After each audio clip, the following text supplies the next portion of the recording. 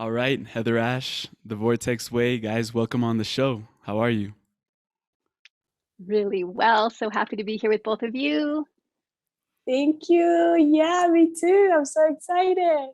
So glad we made it happen. This is actually round two for people behind the scenes. We were recording about a week ago and the Wi Fi connection completely just failed us, but now this was the right time. The things aligned for this to happen. And I guess I wanted to start with you. We were talking with Alexandra and we saw that like a lot of the things that you write about are related to transformation and fire. And of course, your name now, Heather Ash, it comes from that the ashes of the fire, or that's how you gave it that meaning, how people called you. So, what is the significance of fire in your life? I know you're also a fire walk instructor. If you want to get into a little bit of that, that's amazing. So, what is the impact of fire that's had on your life? So huge. I've always loved the element of fire. And when I was in my early 20s, I had a friend that just invited me randomly, said, "Hey, do you want to go to this fire walk with me?" And I had no idea what she was talking about, but I said, "Sure." And that day really changed my life. It was with a woman named Peggy Dillon, who's become a dear friend and mentor. And firewalking is one of the fastest ways to transform your life. And it literally is walking across hot coals. The main experience is around really understanding fire is the element of transformation. And when we learn how to be in relationship with the fire, both with something like fire walking, where you're learning how to be in new relationship to the fire, but also in our lives, that so often we don't have a relationship with how to keep our own inner fire bright, how to keep our energy bright, how to be sustainable over time, how to stay inspired even when things are challenging. So that is really one of my biggest passions, is helping people to get full and joyful and sustained and like ready, like to bring that fierceness in and also that joy into everything that we're doing. Mm. In this, I wanted to ask you, that's amazing.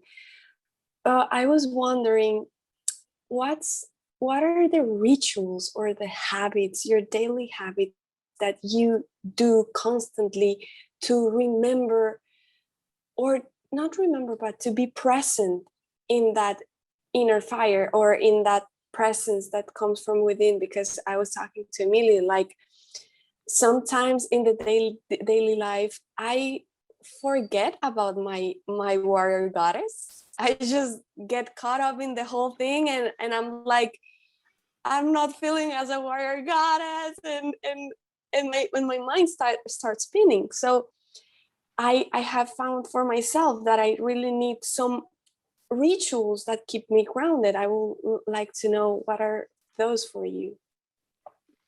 Yeah, it's so helpful to have those daily reminders and rituals and ceremonies that we do. And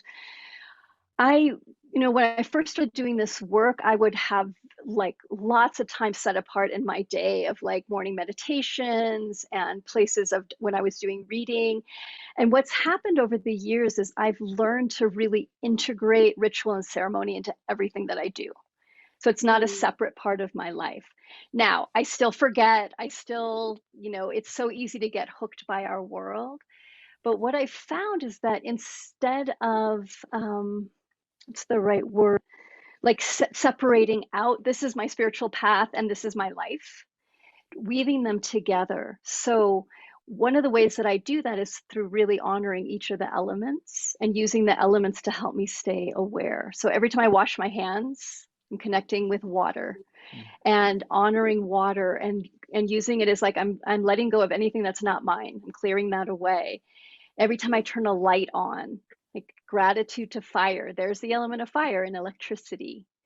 And in all the places of transition in my life, whether I'm eating a meal or, in between calls, there's this constant awareness that I think is really important for all of us to build in, that we learn how to stay grounded, and that I'd say that is the one thing I do constantly. Like that is a ritual that I do over and over again, is coming back home to myself, coming back to my body, imagining. One of my favorite things to do is to imagine that I have roots that go down into the earth. Mm. So this really gentle grounding practice of roots into the earth, branches up to the sky, and doing that over and over again. And what happens is that there's this grace that starts to happen, that even when I go out of balance, that I can find that place again, because it's now there's a channel carved. So find a simple practice. They say this for everybody. So find a simple practice, like a grounding practice, or especially an awareness practice. And what we want to do, and what I do, is practice it all the time, so that it becomes just part of your everyday. You don't have to think about it any longer. Yeah. So regardless of what's happening, it's in your body, and you can always find that way back home again.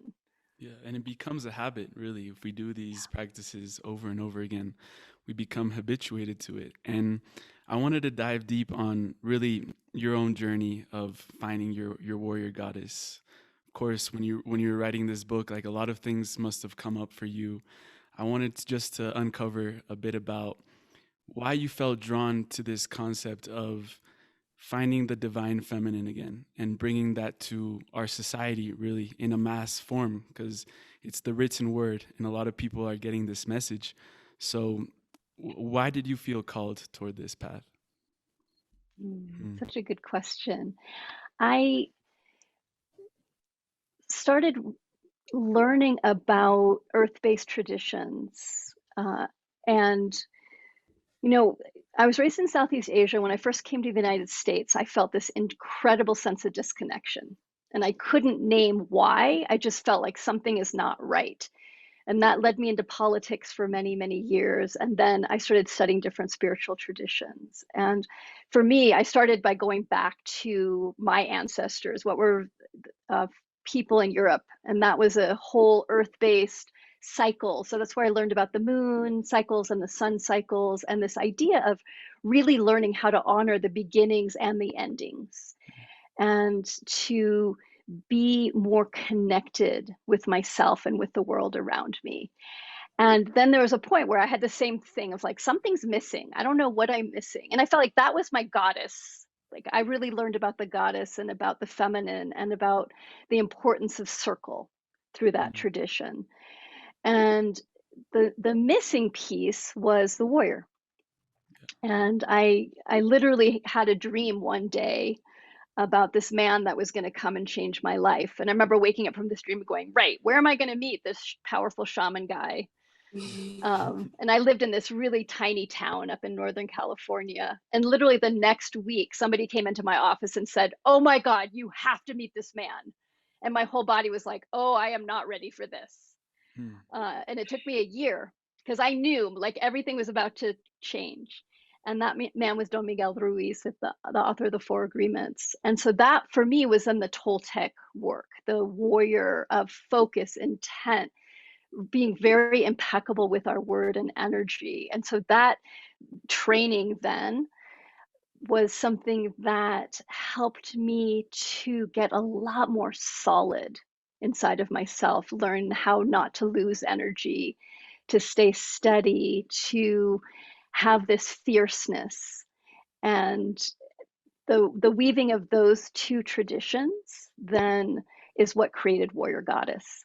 So I've been working with circles and ceremony for a long time. And I've also been a writer. And one day those two paths kind of converged, where my publisher said, all right, what book do you have next?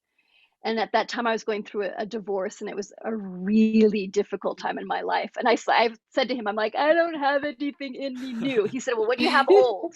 Like, give me something old. What have you already written? And I was like, I don't know. I have this women's program I've been doing. And he's like, that's it, send it to me. And literally I had just written for a group of women that I'd been working with long distance, and I picked 13 topics and written 13 different things. And that ended up becoming the seed and the core for Warrior Goddess Training, the book. So. Wow, that's I'm like mind blown right now, because I think I'm going through the same process of rediscovering my goddess, but that warrior is also a need, like to keep to ground yourself. And we were talking with Emilio that we both have masculine and feminine energy, right? So what's the balance between being a man and having your masculine and feminine energy inside of, like, can a man be a warrior goddess, or how does that work? Yeah, absolutely. I see these two energies as separate from gender. So I don't even think about them as masculine and feminine, because we're learning that there's this incredible range of gender now, that there isn't just men and women, that there's a whole range. And so when we think about these two qualities as qualities that anybody can have and that they're not gendered, that warrior energy is your clarity, your focus, your commitment. It's this like 100%, I'm in. I know where I'm going. I'm steady. And that goddess energy is about opening. It's about creativity and flow and receptivity and pleasure and moving in the world from community, really. I think about it as like how do we bring everybody along? The warrior energy is, how do I get there? How do I get there quickly? And how do I go as fast as I can go, basically, like efficiency. And the goddess energy is, how do we bring everyone else along with us? And we need both. We need both really deeply. And we can be out of balance in both ways. We can have excess of warrior when we get dogmatic and pushy and try to force things. And we can also have like a deficiency of goddess when we feel victimized and it's not fair and I can never make things happen and I don't have a purpose. So I like to see it as that each of us has an essence of warrior and goddess energies, of what we're born with, of what our unique blend is. And that for some people, we're more warrior. That's just, we come in more warrior. Some of us come in more goddess. Some of us come in more 50-50. But we also create all these shells. So I might be like a much more, I'm just going to make something up, like a much more goddess person. That's more my energy and my flow. But I was raised in a very warrior family. So often we take on these shells. And so much of the work is about letting go of what's not ours, what's not our essence, so that we can really bring our blend of warrior goddess into the world and learn how to use both of those qualities skillfully. So no matter how warrior you might be, you want to know how to use the goddess energy, because it's going to be appropriate at particular times. That warrior energy is going to be appropriate at particular times. And so often I think we get ourselves in trouble with other people because we're wanting them to be like warrior, like I am, and it doesn't translate. We have to learn of like, okay, what's the blend that allows me to communicate in more harmonious ways with this human? So we're not expecting everybody to be in a particular way. We can be present and impeccable with the energy that we're using when it's needed. And I've definitely seen how important it is to bring in this like feminine energy of, I mean, we can get into it a bit later, but like the aligning with life in the whole manifestation process, all of this. But before that, I wanted to like think expansively for a bit and ask you, because I know you've gone really deep on the subject on studying women and the culture and history. Has there been like a tipping of the balance where we're more focused on the masculine energy, and how has that impacted our society, our systems that we've built? And right now, like, I really do feel like there's this resurgence of the feminine energy, and I wanted to hear your perspective on that. Absolutely. We've been in a long cycle of patriarchy, of male-dominated structures. And, you know, even I always remind people of this. So just 100 years ago in the United States, we just got the right to vote for women. And it's different in different cultures, but it's been within like 4 generations, not very long ago, that women were even recognized as having capacity to own land and to make decisions about their bodies or about their lives. So if we remember that for most of women around the world, and there's still a lot of countries where women are incredibly repressed, the beliefs have been that women are inferior, that we're not as smart, that we don't have as much capacity as men do. And while modern day women, we have a lot of choice in our life now. We have a lot of freedom. We can decide who we want to, you know, partner with, what kind of job we want to have. We have a lot of external freedom. For most women, we still don't have a lot of internal freedom. We're still chained to those old belief systems, those patriarchal structures of competition, of criticism. A lot of women really struggle with so low self-worth. And even, you know, there's a great book by Sheryl Sanders, who is the CFO of, or no, the COO of Facebook, Yeah. right? And she writes that she started interviewing like Fortune 100 women that are at the top of their work game, and all of them felt the sense of being frauds, that they were going to get found out. Yeah, like And that's imposter syndrome. because imposter syndrome, yeah. And Wow. that's really, we're just seeing the structure. We're still dismantling an old structure, and that old structure we still see it outside of us, but where we need to dismantle it is inside of us, for women and for men, because men are also really compromised and hurt by patriarchy. It's not like women are the only ones that suffer. Yeah. Everybody In what suffers. sense? In what sense would you say that the men suffer? Oh gosh, sometimes I feel like the men suffer even more, because Yeah. so often the energetic around patriarchy is that the men navigate, control, fix everything, that they make all the decisions, and that there's this very deep individual, I will get it done.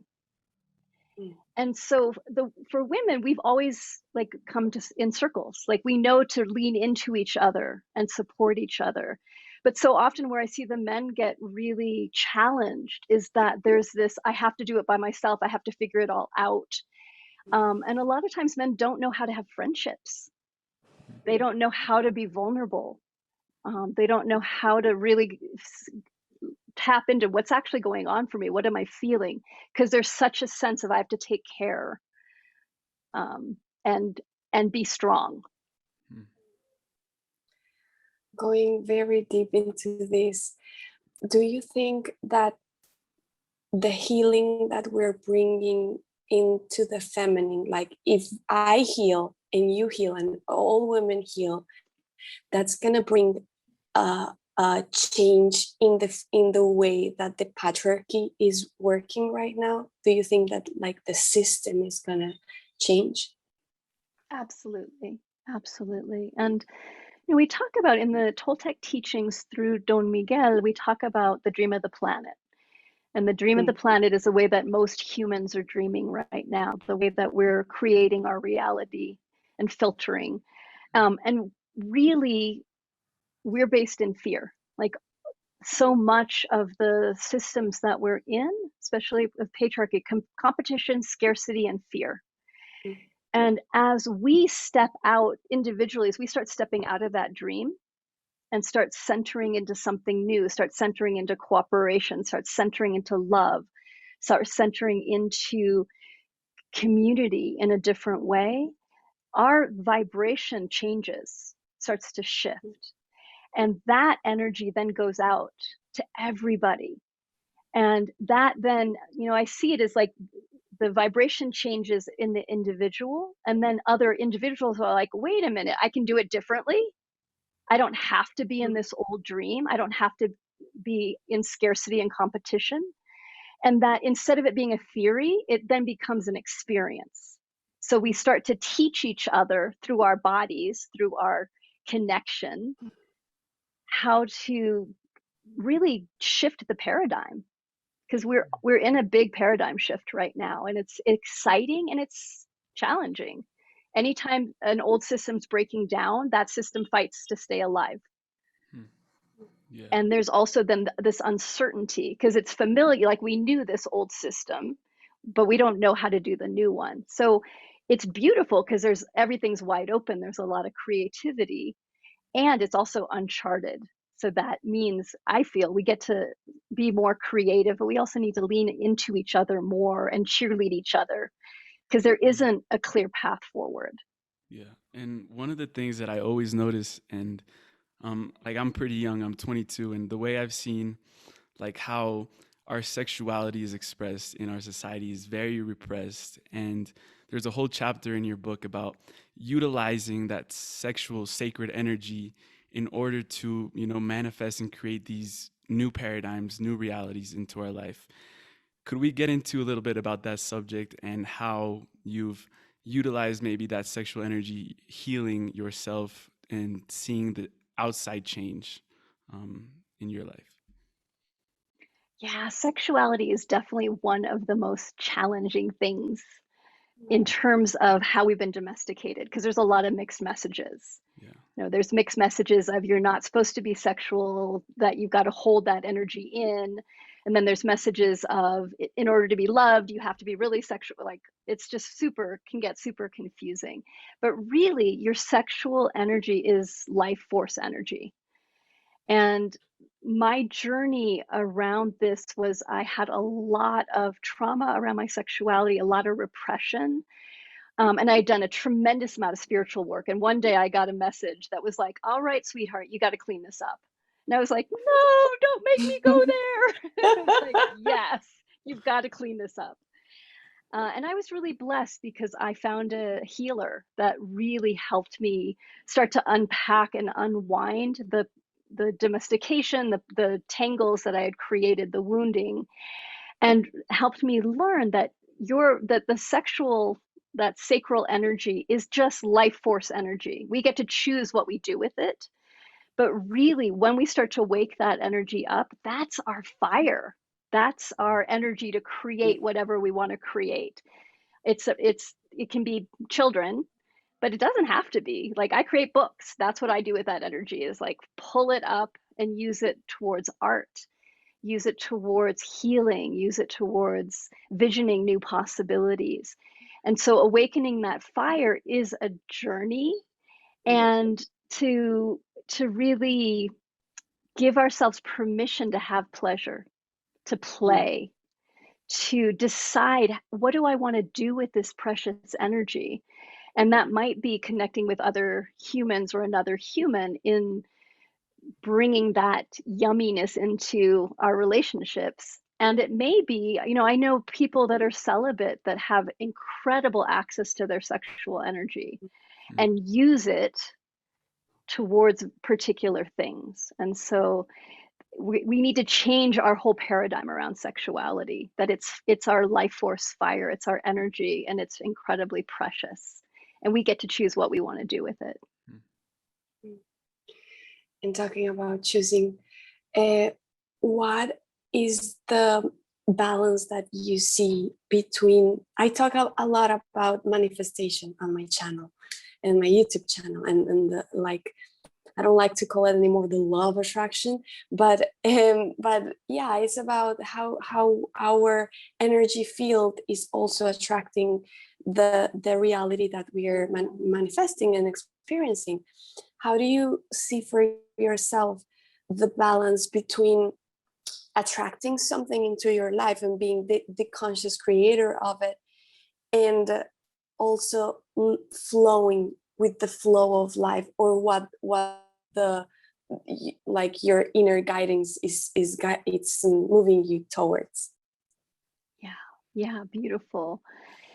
So I see that we are constantly creating our reality through our perceptions. And the perceptions that we have are the agreements and beliefs that we've created, a lot of times that we've taken on from our family. Some of them we take on from the Dream of the Planet, some of which we make up as we have experiences growing up. And those agreements, and a really quick example, and I'm sure you talk about this, but a really quick example is if I'm in a car and my favorite song comes on, and I'm a kid, like let's say I'm 4 years old, and I start singing really loud, and I love this song, and I'm saying to my parents, turn it up. And at some point, one of my parents says, stop singing right now. Stop singing really intently. What might happen is I stop singing, and then I might make an agreement. So I might make an agreement of, I must have a terrible voice. I should be quiet, or I'm going to get in trouble. And maybe my parent there was an emergency vehicle coming and they couldn't figure out where the siren was. And so they needed me to be quiet, or they were getting a migraine. So it has nothing to do with me. But as a little kid, I make the agreement with myself. I have a terrible voice. I shouldn't sing. I shouldn't be loud. And so I grow up then believing that, and I start reinforcing that, because what we do, we're so brilliant, is now if I have this story, I can't sing, I start ignoring all the evidence that says I can sing. And I start pulling on the evidence that says I can't sing. Because one of the things as humans, we love being right.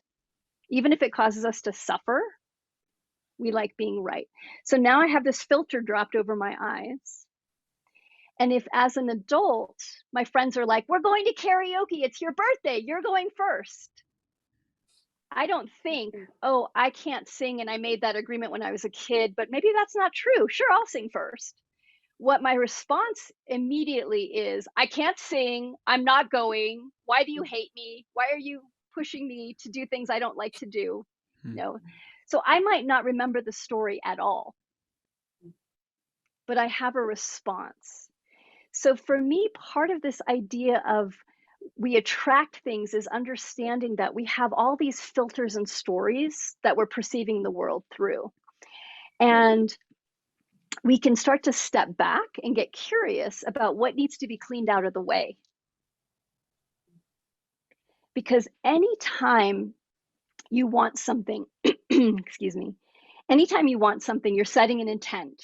You're planting a seed in the universe and saying, universe, I want more love. I want this particular thing. And when you plant that seed, I really believe the universe goes, yay, how can I help you? And there's synchronicities, there's support, there's guidance, right? And what also happens, this is the other half that a lot of people don't talk about as much, is what also happens is that when you have an intent for something, let's say I want more love in my life, or I want to be a more loving human, I'm going to get support for that. But also every obstacle around being more loving is going to start to show up in my life. I'm going to start to see the places I'm not loving. And what that is, it's the agreements I have. And when we understand the obstacles that arise, when you set an intent, there's going to be obstacles that arise. And what the obstacles are, for me, is the universe going, great, you want more love? Clean this up. Clean this agreement or belief up. Okay? And what often happens is we hit, I want more love, and then we start seeing the places we're not loving. And what we often do is start judging ourselves. I should be more loving. What's wrong with me? Oh, well, it's my parents' fault that I wasn't. We start blaming ourselves. We start being ashamed. We start feeling frustrated. And all the energy that would go towards getting through the old agreements goes towards judgment or goes towards blame. And so to learn how to get bigger and hold, I want to be more loving, and let me see where I'm not loving, for example, or I want this new job, and let me see what arises. Because if you understand that mechanism, then things are going to arise to move through. And that's actually the gift, is the self-reflection of the going in and going, all right, what needs to be cleaned up inside of me so that I can move towards that. Yeah, I just had like a micro epiphany right there, because yes, we always look at our obstacles as, sometimes I would look at them as a way that maybe this path isn't aligned with me right now. And even if it was something that I did want, if a lot of obstacles started coming up, like even, for example, in a relationship, that person might have had to move to another place completely, or in a job there's a lot of like challenges and stress and all these things, but you're giving like a new perception of that story of this obstacle is like really a way for you to analyze what you haven't healed or you haven't worked through. So, and I wanted to ask you about the this isn't fair mentality that we usually take on when we're younger, especially if, you know, we were babied a lot when we were young or we were kids. We were given everything because our parents just want the best for us. So when we don't get what we want, it's like, this isn't fair. This isn't fair. How do you deal with that like inner mentality when it comes up? Yeah, it's that victim, like if I was doing it right, this is something I think we always have to pay attention to, is there's this subtle belief that most of us have, if I'm doing it right, it'll just happen.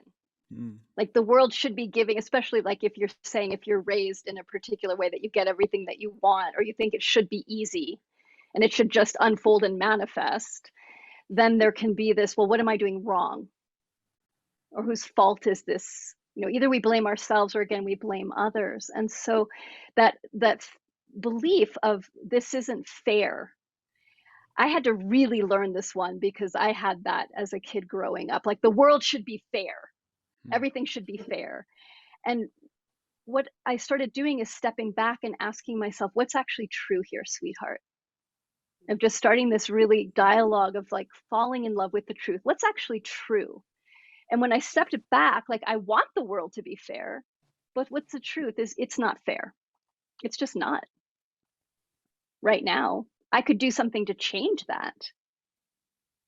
But when I understand that I can step back and start to tell myself the truth of what's actually the bigger story here, that truth then allows me to navigate in a different way. I still might not like it, but then now I'm at choice in a different way. Now I can say, okay, this isn't fair, or I don't know how to do this, or I'm not getting what I want. What's my next step? What's true here? What's my next step?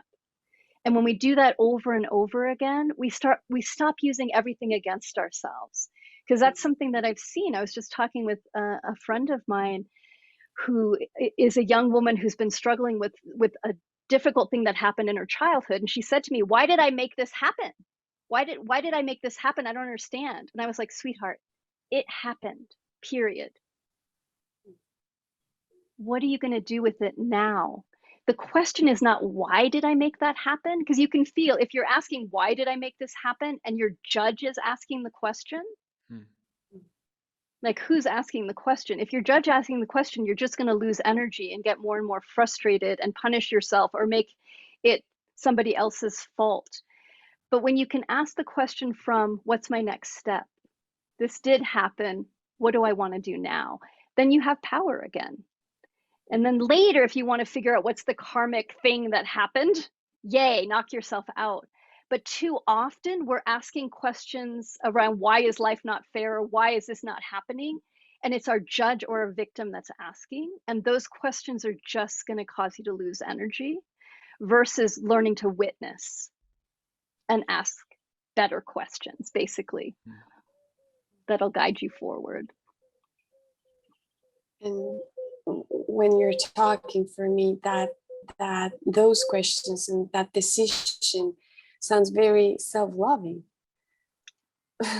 And I'm a huge advocate of self-love because, like, it literally saved my life. And for me, self-love is not what I thought it was, like doing all of these face masks and oiling yourself, which are also nice. But for me, real self-love has been guiding me through that process that you're talking, like literally taking the moment to be present and observing reality as it is, not as I want to, and with what it is, moving forward and making the best choice for myself, the more self-loving choice. And I wanted to ask you, what's the most self-loving act that you have done for yourself, or that you think that you constantly do for yourself?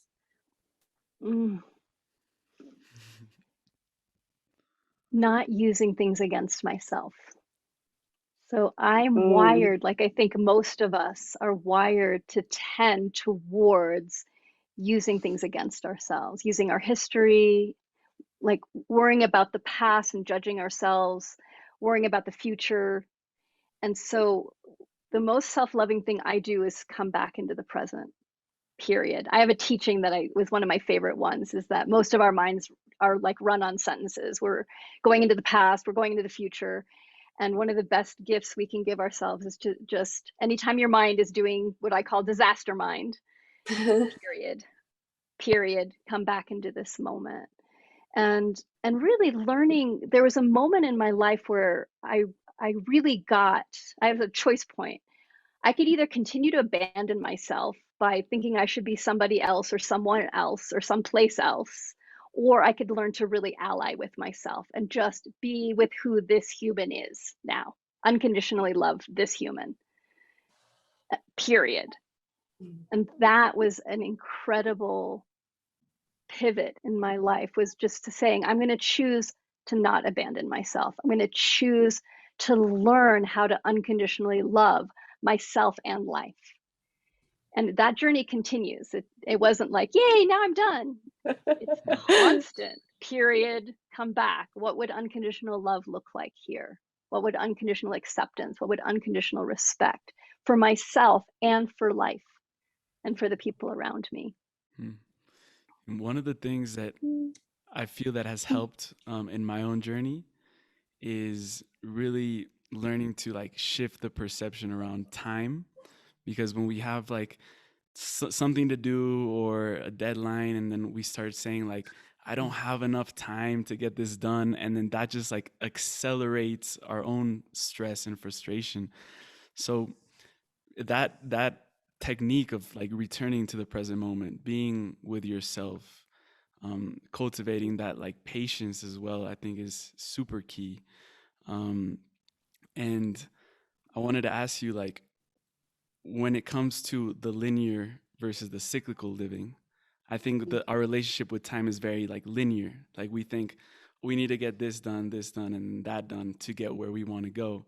But that feminine perception of it is cyclical, as we were saying. So, what would you say are like the differences between linear living and then shifting that to, this is a cycle. This is not like A to B. I have more time than I thought. Absolutely. Yeah. Yeah, so often linear living is, if I just do this and this and this in the right order, then this will be the result. And the truth is that the world is super unpredictable. Yay! Like things are always shifting and changing, and there's beginnings and endings constantly. So often when we're in linear living, there is a sense of stress constantly. There's a sense of not enough time. There's a sense of I'm not doing it right. That's really built in. And there's places we want linear thinking for sure, but living from a linear way does not serve us. I always think that we want to live in a cyclical way and know how to use linear thinking when it's necessary. Yeah. Cyclical living is around opening to miracles, possibility, to our intuition. So when I started shifting this inside of myself and coming back into relationship with the cycles, what I started recognizing is that I'm connected to a much larger web of life when I let go of there's one way to do it and open myself to say, how do I do this in the best way? And what that means is, instead of like the time I discovered it, I was making phone calls for something of like, I just have to start from A and go down to Z and make these phone calls. And it wasn't working at all. And so I thought, well, let me run an experiment. And so I let go of the list. And the next morning I woke up really early and I was working, and I got what I call a download. I just got this intuitive knowing, call this person right now. And I was like, it's 7 a.m. in the morning. I can't call that person. And it's like, call them right now. And the third time that dropped in, I was like, all right, I'm going to trust it. And I called, the person picked up the phone. They were like, I'm so happy to hear from you. I happen to be at my desk. And I was like, I have my phone. I'm like, okay, got it. That's what living in the cycles is it's being deeply connected with our intuition and knowing that there's these synchronicities that can happen and that time stretches Yeah. Yeah. in really beautiful ways. There's still, like, within that, like, I'm writing a book right now. If I just held, oh, well, when I feel like writing, it'll happen, the book's not going to happen. But I have this spaciousness for myself, and that within that spaciousness, I have my little spreadsheet and my, like, you're writing for 3 hours a day. Here's the thing. So there's a way that I do both now, but it's held in this spacious, there is time for everything. The book's already written, but I do have to sit my butt down and write. In kind of a way, you are hiring your linear living to help you materialize or express that intuition or that. And a question that pops up is, what are the best way or the easiest way to access those, like that intuition in yourself? Hindsight. Looking back. Looking back. So one is more stillness, more integration time, more meditation or walking practice. Doesn't have to be sitting. Might be a quiet walking practice. Might be being in nature. Just giving ourselves more time to integrate, to slow down, to create gaps and space. And I always, I really work to create gaps between things. So like literally between here and going to the bathroom, can I get completely empty and quiet? When I'm making a cup of coffee or waiting in line for something, can I get really quiet? And so often we're filling up space with thinking and trying to figure it out. And my practice now is empty between everything. Okay. And the other thing is what I said, hindsight, is that we have to learn to ascertain the difference between strategy and old stories and intuition, because they often masquerade, right? You think it's your intuition, like I got it, know exactly what I'm going to do, and then you realize later, oh, that was a complete strategy. I was dodging something, or I was running from an old pattern that I didn't even realize. And so when we're willing to be wrong and look back and say, okay, was that actually intuition or was that something else? We start to find in our own bodies what the feeling of intuition is versus the feeling of a strategy. So for me, I've learned if there's a particular buzziness in my body and a kind of leaning forward push, it's not intuition. Or if I'm defending something, it's not intuition. Intuition for me is there's a softness and there's this very quiet often, but really like solid voice that drops in, that there's no, I don't need to understand it or defend it. I'm just like, got it. And there's times I don't like what my intuition is saying, but I can feel like there's that feeling, okay, let me trust it. But I'm always willing to be wrong too. And I think that's really important, that we have that spaciousness so we can learn as we go along. Yeah, you were mentioning that like stillness from going from one task to the next, or just one activity to the next. And we live in a world of like stimulation. I'm part of the TikTok generation. Alexandra also like so it's like we're constantly getting like these quick information bites and just getting really confused because there's so much stimulation in the brain. So that stillness is so key.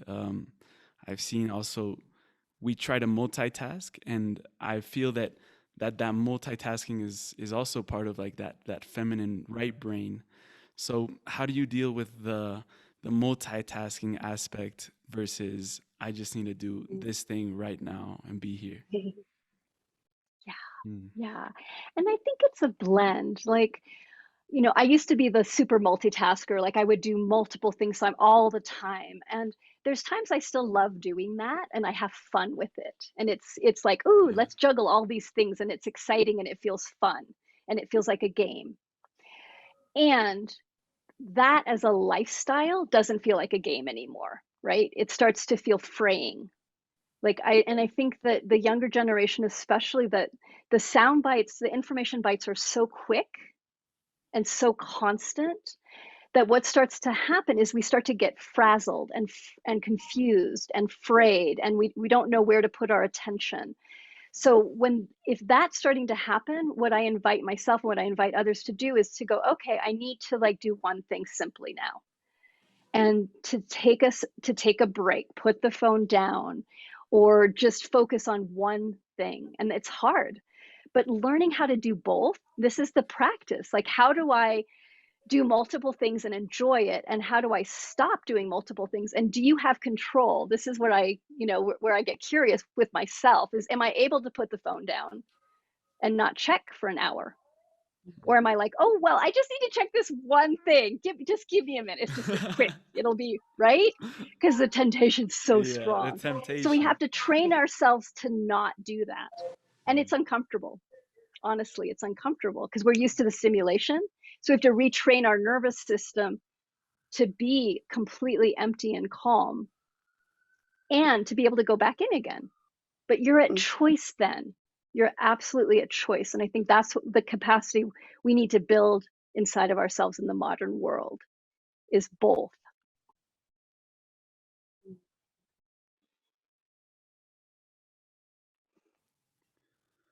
Yeah. I felt that need to not be in stillness, you know? I saw you guys like, but but yeah. I think we need to make maybe the last question. Yeah. Of course, of course. You wanna Um you wanna do it? yeah, let's do it. We can okay, we can do two. We can do two, Okay. yeah, for sure. Okay. Okay. The last one, I want to let Alexandra take care of it, and the first one is we usually have this one question in the podcast that we ask. This is so aligned with all your work. But first of all, before we wrap up, where can people find you? Where can they know more about you? What are you up to right now? And where can they connect with you? Hmm. The website's warriorgoddess.com. And then I'm on most of the social media. I won't say all because I'm not on TikTok. I'm not on Snapchat.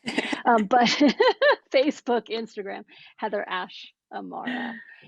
And one of the biggest gifts is that I'm stewarding 180 acres of land outside of Santa Fe, New Mexico. And so I'm in the process of building a building by hand right now. So we've literally built the adobe bricks. Wow. We've been building this community kitchen, and I created that place as a sanctuary for humans to come, for people to be able to come and unplug. It's off grid, Mm. and to be able to reconnect with the land. So that's been my biggest heart love right now, is creating this sacred space for us to be able to gather and have community and stillness and reconnection time.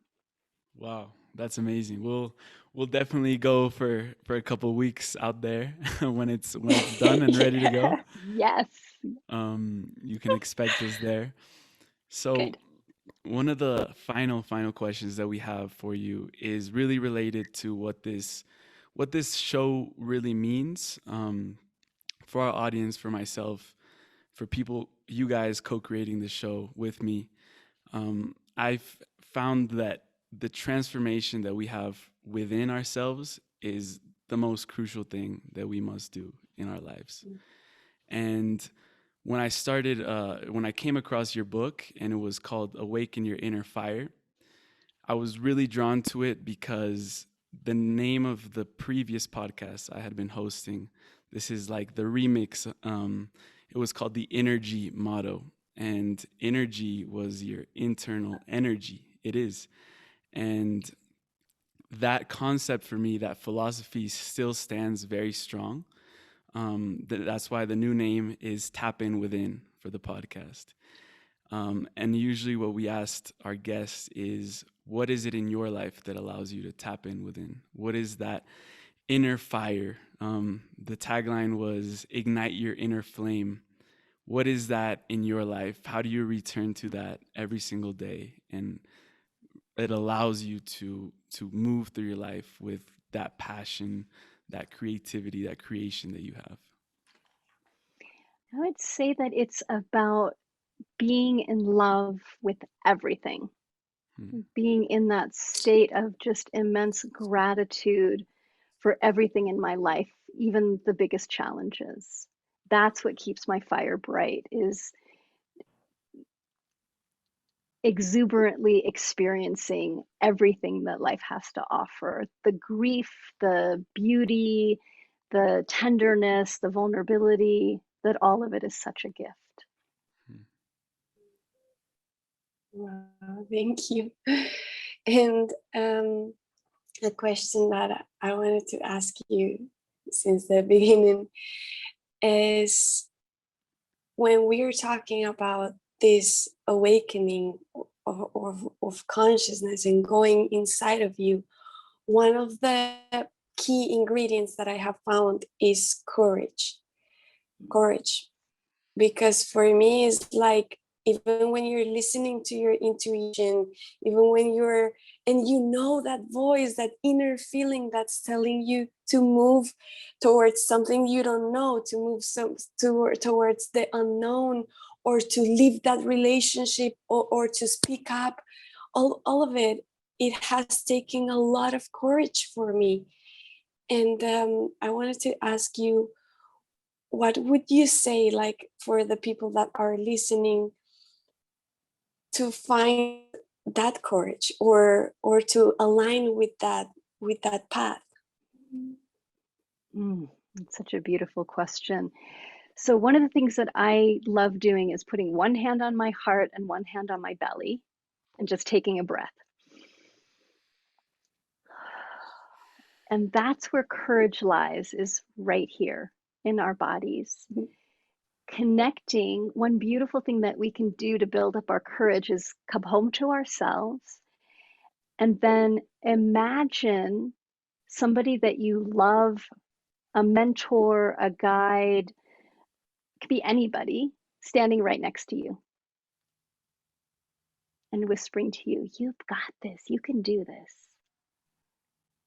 And if you can also imagine all of your ancestors cheering you on, all the people that have done courageous acts cheering you on, to know that you're part of a river of incredibly courageous, wild, passionate, loving humans. I felt the energy shift. I felt it shift.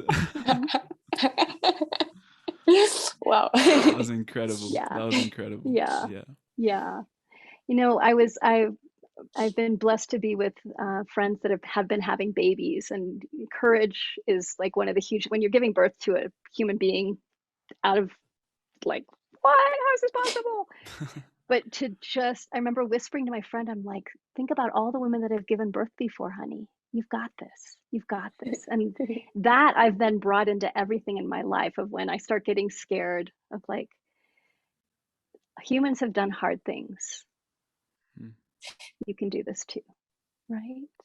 We need each other, I think. And that's where courage comes from, is letting go of the individual, I will force and push through, of I will gather, I will let myself be held, I will look where I'm going, and I'll know obstacles will come up and I'll keep going. And that we're learning, you know, courage is not about power over, courage is about learning to work with. And sometimes courage is about letting go and going, okay, this is not going to happen, or I do need to end this relationship, or I do need to make a boundary, or I don't have it. That's courage too.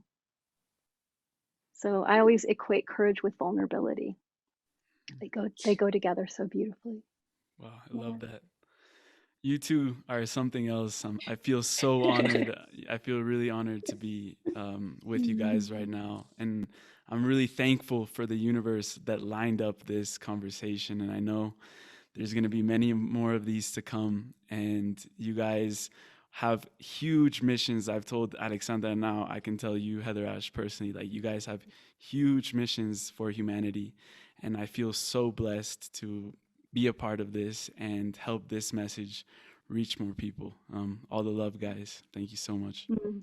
Thank you so much for all of your gifts. I so appreciate getting to meet both of you, and may we keep sprinkling courage Yeah. into the world. Thank you, thank you, both of you, for having the courage to do the work and to share it with the world, because that's a very courageous act in this moment of life. So thank you for letting me be part of it. And for those of you listening, you guys are also part of the change, part of transforming the paradigms of the world right now. So thank you guys as well.